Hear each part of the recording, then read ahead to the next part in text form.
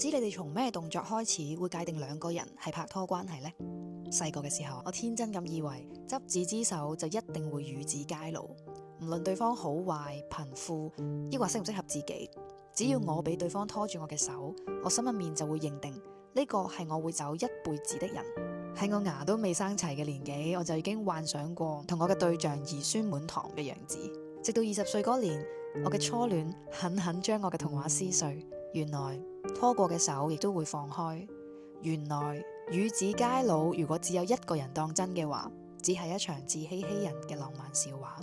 人生入面見過好多畫面，聽過好多故事，令我明白結婚並唔係終點，結婚並唔係幸福嘅開始，佢只不過係一個人生唔同嘅階段，唔同嘅身份，開展唔同嘅角色故事。喺呢度想送一句說話俾所有嘅女生：執子之手可唔可以與子偕老？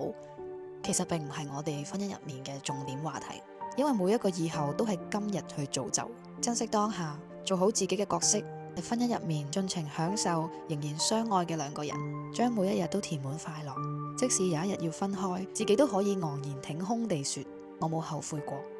愛你喲，女同學們，點個愛心嚟！